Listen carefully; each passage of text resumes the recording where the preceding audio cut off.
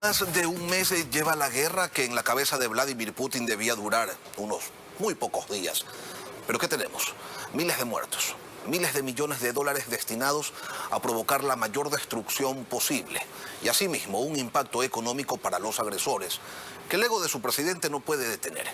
Y tantas preguntas retumbando en la cabeza de los habitantes de un planeta que no termina de concebir la posibilidad de una tercera guerra mundial, aun cuando la tenemos en nuestras narices. Nos acompaña hoy Patricia Estupiñán de Burbano, directora editorial de Revista Vistazo. Patricia, buenos días. Buenos días, Lenin. Un gusto para mí también. A la hora de las razones para una guerra, si es que hay razones, Putin pone una excusa: desnazificar Ucrania. Y claro, nadie se traga esa rueda de molino, pero lleva a muchos a preguntarse si esta guerra se pudo evitar. ¿Esta es una guerra para qué, Patricia? En realidad esta guerra se veía venir. Y se veía venir porque hay que entender a Vladimir Putin. Vladimir Putin quiere reinstaurar las grandes glorias del zarismo. A veces se confunde y se cree que es una guerra entre capitalismo y comunismo. No, señor, esta es una guerra entre democracia y autocracia. Y el sueño de Vladimir Putin es volver a la Rusia de los zares. Y entonces tiene la teoría de que donde están poblaciones que tienen ascendencia rusa, le pertenecen a la madre patria. Y el resto son pretextos. Él ya invadió, ya se cogió Crimea, y ahora lo que pretende con esa parte de Donetsk y Luhansk, y la ciudad tan agobiada como Mariupol, lo que quiere es un corredor de tierra que le una a la provincia de Crimea. Ese es su objetivo, y ese objetivo es lo que busca. Ahora, la guerra le está pasando factura a Putin. No es lo fácil que suponía y por el contrario se pone cada vez más complicado el asunto y con serias afectaciones en la economía rusa. Ante esto parecería que solo caben dos posibilidades: que Rusia dé marcha atrás o que las cosas se pongan más agresivas y violentas todavía. ¿Qué está más cerca hoy, Patricia? Yo diría que está más cerca que Rusia se ponga más agresiva. ¿Por qué? Porque en la mente de Vladimir Putin los objetivos son otros y no le interesa lo que le pase a su país, no le interesa lo que le pase a Ucrania. Él lo que tiene que enseñar es una conquista, un logro. Y antes había tenido suerte porque se cogió Crimea sin mucho escándalo, se cogió la Osetia en Georgia y también logró vencer a los chechenios que querían separarse de Rusia. Entonces, las victorias le fueron fáciles y esta vez él también creyó que le iba a ser fácil. Lo que no estaba en cuenta es que Ucrania se iba a defender. Y eso le va a pasar una factura tarde o temprano a él. Pero en su desesperación, y este es el peligro cuando gobiernan los autócratas, que se vuelven más agresivos. ¿Los temores de Putin tienen algún sentido? O mejor dicho, los supuestos temores de que Ucrania pudiera en algún momento formar parte de la Unión Europea o de la OTAN. Tienen sentido en que eso puede despertarle problemas en Rusia. Esa es su mayor preocupación. El autócrata quiere tener poblaciones bajo control. Y él ha logrado recuperar, entre comillas, el prestigio de Rusia, que se había venido a menos cuando se disolvió la Unión Soviética.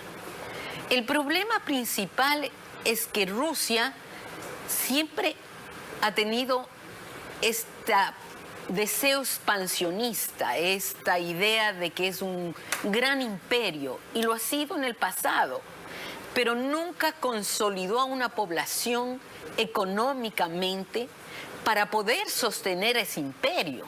Y en consecuencias ha recurrido a entregar a los autócratas el poder para creer que ellos van a solucionar los problemas y no los solucionan. Estamos viendo tal vez, no sé en qué tiempo, pero estamos acercándonos a una segunda desintegración de Rusia. Samantha Mora tiene también algunas preguntas para usted, Patricia. Adelante, Samantha.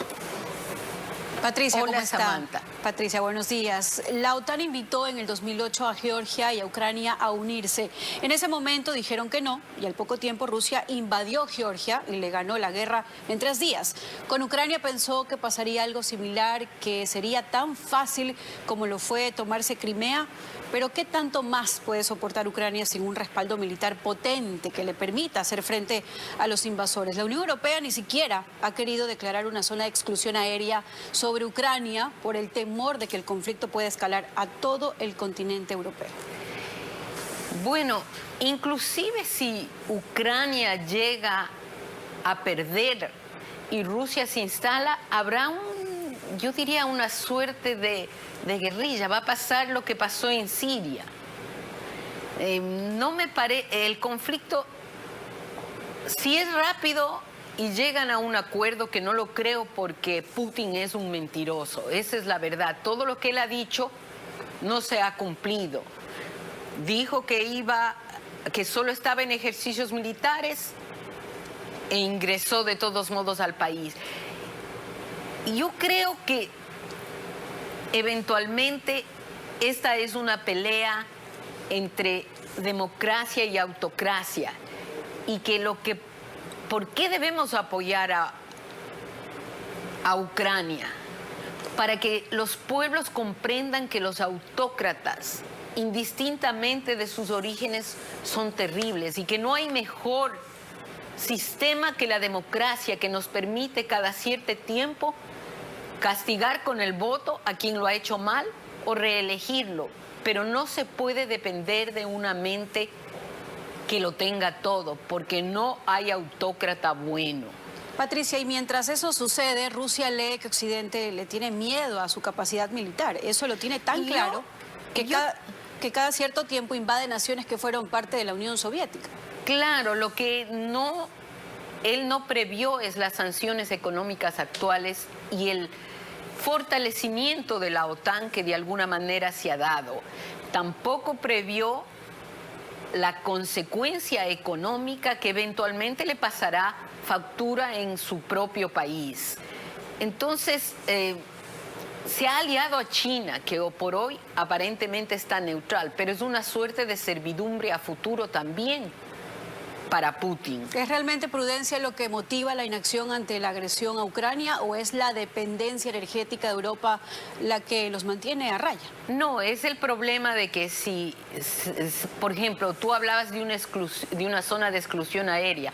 Eso era poner en directo contacto con la OTAN y enfrentarse a una tercera guerra mundial. Lo que detiene, sí, pesa la suerte económica de los que dependen de los combustibles y del gas, como Alemania, pero pesa también la posibilidad de una conflagración mundial. En el fondo perdemos todos. Rusia ha perdido porque no ha logrado en tan corto tiempo que pensaba dominar Ucrania. Para analizar unas cifras, Rusia ha perdido en este tiempo, según cálculos conservadores, 7.000 soldados. Otros dicen 14.000. Pensemos que en los 20 años de guerra que ha tenido Estados Unidos en Irak y Afganistán, ha perdido menos. Y Rusia los ha perdido en 36 días. El costo de esta guerra es 600.000 millones de dólares. Esos son ¿cuántas veces el presupuesto del Ecuador? Y el costo para el mundo es que se ha roto la globalización, esa es una realidad. Pero a la vez sí hay ganancias tristes en una guerra como esta. Uno, que está probado que la democracia es mejor que la autocracia. Dos, que a lo mejor el mundo va finalmente a un cambio energético que facilite al clima, buscando energías limpias. Entonces, esas serían las ganancias. Y en cuanto a Ucrania, a pesar de que quede devastada, ha demostrado que hay un sentimiento interno más importante, que es el de los pueblos que deben tener la posibilidad de elegir su destino y no ser caprichos de un autócrata. Patricia, con los antecedentes que se tienen, ¿se debe esperar después de un tiempo una situación similar en Lituania, en Letonia, en Georgia, otra vez? Ese es el peligro. Ese es el peligro, sino que si esa situación se diera, pues ya creo que militarmente nos iríamos a una tercera guerra mundial, con lo que perdería todo el mundo. Gracias, Patricia. Lenin, tú continúas. Gracias, Samantha. Ahora, Patricia, la ONU se mata condenando y adoptando resoluciones contra Cuba, contra Venezuela, contra Rusia, contra China, también contra situaciones específicas, y los condenados se mueren de la risa, porque después de eso no pasa nada diferente, continúan las guerras, continúan los abusos. Entonces, el rol de la ONU ya es hora de pensárselo, de repensarlo seriamente para que el organismo adquiera un mayor peso y sus pronunciamientos sean algo más que un saludo a la bandera. Creo que hay que repensarlo, porque hay que considerar que el problema principal en la ONU es el Consejo de Seguridad, donde todos los agresores, se bloquean como Rusia, entre ellos. se bloquean entre ellos. Entonces, necesitamos dar más peso a otros países. Y la ONU sí necesita dejar de ser solo un conjunto de palabras bonitas para que el mundo entienda. Pero tampoco podemos dejar, como en el pasado, un mundo sin reglas. No, totalmente de acuerdo, pero sí reestructurarlo para que tenga algún sentido, ¿no? Porque no podemos vivir de resoluciones vacías. Así es, estoy completamente de acuerdo. Y de la misma manera, la OTAN debe reestructurar su rol, se lo pregunto, porque tienen un presupuesto de 1.800 billones de dólares para defensa, pero les hacen la guerra en el patio y ellos responden bajando la cortina. Claro, porque hay que medir las posibles consecuencias. ¿Qué pasa si entra la OTAN? Hay una tercera guerra mundial, porque es cierto que Rusia tiene misiles, pero le unes los misiles que tienen Estados Unidos y que tiene la OTAN, y aquí no quedamos nadie. Entonces, yo creo que ese es el pensamiento principal. Además, creo que la OTAN pensó que habíamos dado un paso al futuro, en donde no habría más guerras en Europa. No nos olvidemos que las principales guerras históricas han sido en Europa. Y los millones y millones de muertos más grandes han estado en Europa. Entonces es comprensible su prudencia, llamémosle así. ¿Qué es lo que terminará decantando, Patricia, el futuro de esta guerra?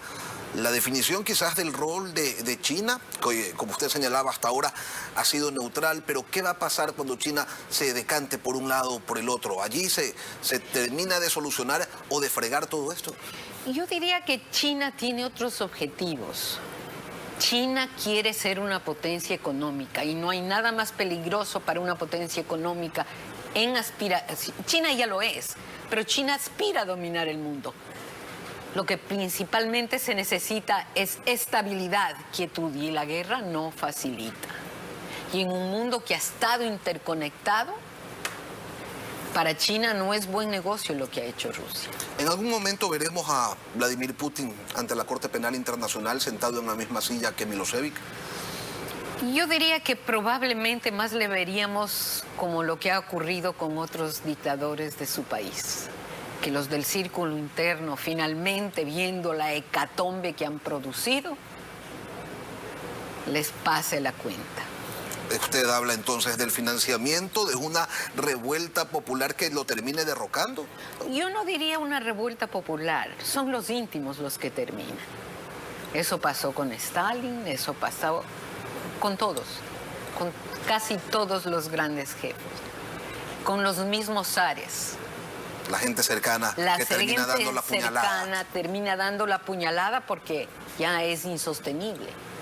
Y bueno, vamos a ver cuánto tiempo más le duran las lealtades de sus cercanos a Vladimir Putin. Patricia Estupiñán de Burbano. Gracias, doctora, por venir a Contacto Directo, por acompañarnos aquí esta mañana. Muchísimas gracias por la invitación, Leo.